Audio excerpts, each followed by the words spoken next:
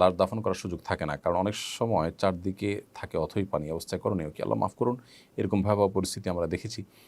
লাশ দাফন করাটা যেহেতু ফরজে কেফায় আমল, পুরো এলাকাবাসীর উপরে কর্তব্য, বিদেশ এলাকাবাসীর চেষ্টা করা উচিত কোনো না কোনো উপায়ে লাশ দাফনের ব্যবস্থা করা। যদি একান্ত সেটি না হয়, লাশ ভাসিয়ে যতদূর সম্ভব নিয়ে হলেও যেখানে মাটি আছে সেখানে দাফন করার ব্যবস্থা উদ্যোগ গ্রহণ করা উচিত। সেটাতে তাদের সাধ্যের মধ্যে যদি থাকে 2 মাইল 4 মাইল 5 মাইল 7 মাইলও যদি নেওয়া লাগে, তাহলে ভাসিয়ে সেটা নেওয়া উচিত দাফন করার জন্য। কোনো কোনো এলাকায় দেখা যায় যে দাফন করতে না পারার কারণে তারা লাশ ভাসিয়ে দেন এবং একটা চিরকুট লিখে দেন, লাশ যেখানে যাবে সেখানে দাফন করা হবে এবং আপনারা দাফন করেন, এরকম দাফন করবেন লাশ পেলে, সেরকম করে লিখে দেওয়া হয়। এটাও একটা প্রক্রিয়া ভালো, যে নিজেরা যদি যাওয়ার মতো সুযোগ না থাকে। বাট এরকম বাংলাদেশের প্রেক্ষিতে আমরা বলতে পারি বেশিরভাগ ক্ষেত্রেই এরকম পরিস্থিতি খুব কমই হয়। আপনি এক এলাকাতে পারবেন না, আরেক এলাকাতে পারবেন, কলার ভেলায় করে ভাসিয়ে ভাসিয়ে নিয়ে যেতে পারবেন। যতটুকু পারেন আপনি লাশ মাটিতে দাফন করবেন, এটা সম্মানজনক এবং এটা করা আমাদের কর্তব্য, ফরজে কেফায়া কাজ বিধায় সেটা আমাদের চেষ্টা করতে হবে। বৃহত্তর নোয়াখালীতে বন্যা পরিস্থিতি অত্যন্ত ভয়াবহ। আপনি সরাসরি সেখানে উপস্থিত হয়ে কাজ করেছেন বলে দেখলাম। আরও যারা কাজ করছে তাদেরকে আপনার অভিজ্ঞতার আলোকে কী পরামর্শ দিবেন? যারা নোয়াখালী, লক্ষ্মীপুর, চাঁদপুর, কুমিল্লা বা ফেনী, যে সমস্ত এলাকাগুলো বন্যা কবলিত, সে সমস্ত এলাকায় কাজ করতে যাচ্ছেন, আমরা তাদেরকে বলতে চাই, প্রথমত স্থানীয়ভাবে আপনাদের একটা ভলান্টিয়ার টিম থাকতে হবে যাওয়ার আগে, যারা আপনাদেরকে সার্ভে করে বলতে পারবে যে কোন এলাকায় আসলে ত্রাণ পৌঁছায় নাই, সেই এলাকায় পৌঁছানোর উপায়গুলো কী, কোন রুটে আপনি যাবেন না যাবেন। অনেক রাস্তাঘাট ভেঙে গেছে বন্যার পানিতে, তাহলে কোন দিকে যাবেন এবং যাওয়ার ক্ষেত্রে কী নিয়ে যাবেন না যাবেন, নৌকার ব্যবস্থা থাকবে কি না, কত দূরে যাবেন, এই বিষয়গুলো আপনাদের স্থানীয়ভাবে যে সমস্ত লোকজন আছেন তাদের সাথে যোগাযোগ করে আপনাদের করলে ভালো হবে। স্থানীয় আলেম ওলামাদের সহযোগিতা নিতে পারেন। দ্বিতীয়ত, সেখানে নিড কিসের মানুষের? যেমন একেবারে বন্যা যখন চরম আকারে পৌঁছে যায় তখন শুকনো খাবারের নিড থাকে, কিন্তু একটা পর্যায়ে পানি নামতে শুরু করলে মানুষের কিন্তু তখন ভারী খাবার অর্থাৎ চাল ডাল ইত্যাদির প্রয়োজন হয়। অতএব ওই নিডটাকে আপনারা জেনে তারপরে যাবেন। তৃতীয়ত, মনে রাখতে হবে যে অল্প সামান্য কিছু ডোনেশন নিয়ে আমরা যদি চলে যাই, তো সেটাতে যতটা উপকার হবে গরিব অভাবী মানুষের, তার চেয়ে বেশি আমার নিজের জাস্ট একটা শখ পূরণ হবে। তো এটা আমার বেনিফিট হচ্ছে, গরিবের বেনিফিট বা দুস্থ মানুষের বেনিফিট হচ্ছে না। আরেকটা গুরুত্বপূর্ণ বিষয় হলো যে ফটো সেশন প্রয়োজন ছাড়া মানুষকে জবাবদিহিতার জন্য যতটুকু দরকার হয় ততটুকু করলেন। এর বাইরে অতিরিক্ত ফটো সেশন করা খুবই অনুচিত একটি কাজ, সেটা থেকে আমাদেরকে বেঁচে থাকতে হবে। আল্লাহ তাআলা আমাদের তৌফিক দান করুন। ইউনিয়ন পরিষদের এক চেয়ারম্যান দুধ দিয়ে গোসল করে নির্দিষ্ট একটা দলের রাজনীতি ছাড়ার ঘোষণা দিয়েছেন। দুধ দিয়ে গোসল করলে কি মানুষ পাপমুক্ত হয়? বিষয়টা শরীয়ভিত্তি আছে কিনা? পাপমুক্ত হওয়ার যথাযথ পদ্ধতি কী?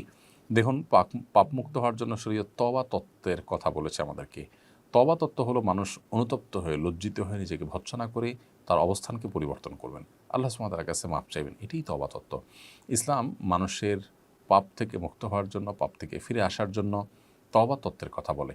এই যে দুধ দিয়ে গোসল ইত্যাদি করার কথা আমাদের সমাজে বলা হয় বা প্রচলন আছে, ভারতবর্ষে অনেক প্রাচীনকাল থেকে এটি আছে যে মানুষ কোনো ভুল অবস্থান থেকে বেরিয়ে আসার জন্য দুধ দিয়ে গোসল করে পবিত্র হওয়ার চেষ্টা করেন। এটি একান্তই অনুচিত এবং শরীয়ত দৃষ্টিকোণ থেকে একটি ভুল কাজ। কারণ প্রথমত দুধ দিয়ে গোসল করার ফলে অপচয় হয়, বিধায় অপচয়কারী শয়তানের ভাই, সেটা একটি গুনাহের কারণ।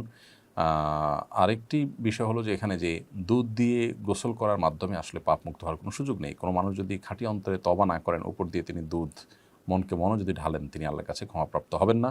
তিনি যদি মনে করেন যে তিনি কোনো ভুল অবস্থানে আছেন, তিনি কোনো অন্যায়ের সাথে এতদিন ছিলেন, এখন বুঝতে পেরেছেন, ফিরে আসতে চান, তিনি আল্লাহর কাছে কায়মুল বাক্যে ক্ষমা প্রার্থনা করে যদি প্রকাশ্যে তওবা করার মতো বিষয় হয়, প্রকাশ্যে মানুষকে জানিয়ে তিনি ফিরে আসবেন, এটাই যথেষ্ট।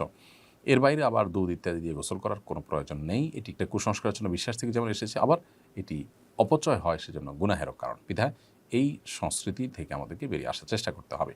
ত্রাণ দিয়ে ছবি তোলা নিয়ে অনেকে অনেক কথা বলছেন, বিষয়টা সম্পর্কে আপনার মতামত জানতে চাই।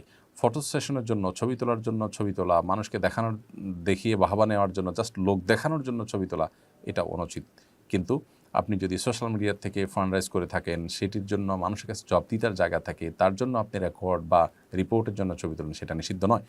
তবে সেক্ষেত্রে মানুষের প্রাইভেসির বিষয়টাকে খুব গুরুত্বের সাথে দেখা উচিত। আমরা আসনা ফাউন্ডেশন থেকে যে ত্রাণ কার্যক্রম পরিচালনা করি, আমরা সোশ্যাল মিডিয়া থেকে সেই টাকাটা কালেক্ট করি এবং সেই টাকায় আমরা কিন্তু মানুষকে দিয়ে থাকি, মানুষের মধ্যে ব্যয় করে থাকি। তো যার কারণে সেটির জবাবদিহিতার জায়গা থেকে, ট্রান্সপারেন্সির জায়গা থেকে আমাদের রিপোর্ট করতে হয়, সেজন্য আমরা ছবি, লাইভ, ভিডিও ইত্যাদি করি। কিন্তু সেক্ষেত্রেও যে মানুষগুলোর ছবি তোলা হয়, চেষ্টা করা হয় তাদের চেহারা যেন প্রদর্শন না হয়। যারা তাদের ছবি তোলাতে আপত্তি করেন না বা অনুমোদন দিয়ে থাকেন, তাদেরটাই আমরা সাধারণত প্রচার করার চেষ্টা করে থাকি। তবে অন্যদেরও এই বিষয়গুলো মাথায় রাখা দরকার। আপনার অনবরত প্রয়োজনীয় ছবি তোলা, ভিডিও করা, এটা অনুচিত কাজ। এগুলোর মাধ্যমে আল্লাহর কাছ থেকে সওয়াব পাওয়ার সম্ভাবনাটা কমে যায়। বন্যা পরিস্থিতিতে অনেক নৌকার মালিক পরিস্থিতির সুযোগ নিয়ে নৌকার ভাড়া অস্বাভাবিক রাখতে চায়, এমনকি কেউ সারাদিনে ভাড়া 1 লাখ টাকা পর্যন্ত চায়। এই অবস্থায় কেউ বলেছেন, এত টাকা ভাড়া দেওয়ার সামর্থ্য না থাকলে জোরপূর্বক নৌকা ছিনিয়ে নিয়ে দুর্গত মানুষকে উদ্ধার করা যাবে। আসলেই কি জোর করে নৌকা নেওয়া যাবে? বন্যা পরিস্থিতিতে বিভিন্ন নৌকা বা আপনার স্পিড বোটের মালিকরা তারা যে দাম অস্বাভাবিক পর্যায়ে বাড়িয়ে দেন, এটা যে জুলুম সেটা বলার অপেক্ষা রাখে না। যদি কোনো মানুষের জীবন হুমকির মধ্যে থাকে, জীবন বিপন্ন হওয়ার আশঙ্কা থাকে এবং কেউ তার নৌকা এরকম দিতে না চান, গড়িমসি করেন, তাহলে তখন তার থেকে জোর করে ছিনিয়ে নিয়ে ওই মরণাপন্ন মানুষকে উদ্ধার করা যাবে। তবে সাধারণ উদ্ধার কাজের জন্য আপনি জোর করতে পারবেন না। মানুষের অধিকার বিষয়টাকে ইসলাম খুব গুরুত্বের সাথে দেখে।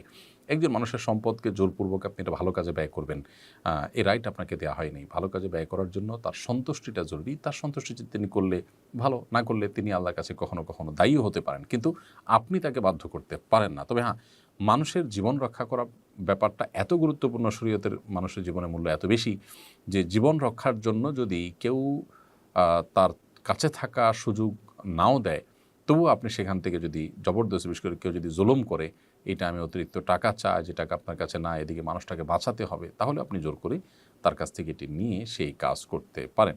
অর্থাৎ পুরো বিষয়টা নির্ভর করছে পরিস্থিতির উপরে। স্বাভাবিক উদ্ধার তৎপরতার জন্য আপনি জোর করে কারো কাছ থেকে ভোট নিতে পারেন না। তবে তিনি যে কাজটি করছেন সেটা যে অন্যায়, সেটা যে গুনাহের কাজ, সেটা যে জুলুম, এর কারণে তিনি যে পাপিষ্ঠ হবেন আল্লাহর কাজটা বলাই বাহুল্য। আমরা যারা বাংলাদেশে বেশিরভাগ মানুষ না মুসলমান নিজেদেরকে দাবি করি, আমাদের এই জাতীয় কর্মকাণ্ডগুলো থেকে বোঝা যায় যে আমরা ইসলামের ছিটাফোঁটাও আমাদের মধ্যে আসলে নেই। আমরা নামে মুসলমান।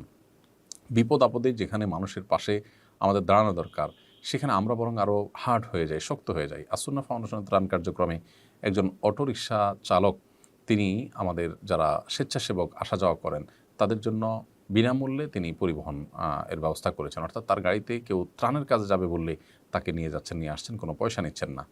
এবং এই জিনিসটা তিনি আমাদেরকে প্রকাশও করতে আসেন না, আমরা জেনে গেছি বিষয়টা। দেখুন, একজন অটোরিকশা চালক তার এই ছোট একটি কাজ কত সুন্দর এবং কত চমৎকার। এটি হলো ইমানদার সুলভ কাজ। যারা এই সুযোগে অনেক বেশি টাকা কামিয়ে নিচ্ছেন, আপনি টাকা দিয়ে কী করবেন? সুখ কিনবেন? তো সুখ তো পাবেন না, কারণ সুখের মালিক আল্লাহ তাআলা, তিনি তো আপনাকে সুখ দিবেন না। অনন্ত অসীমকালের দুঃখ তো আছেই। দুনিয়াতেই আপনি বুঝতে পাবেন এই টাকার দুঃখ কাকে বলে, কত প্রকার, কী কী। যারা অবৈধভাবে উপার্জন করেছে, একটা সময় তারা সেটার জ্বালা পোড়ায় পড়তে থাকে। অতএব আসুন মুসলমান হই। মানুষ হওয়া ছাড়া ভালো মুসলমান হওয়ার কিন্তু সুযোগ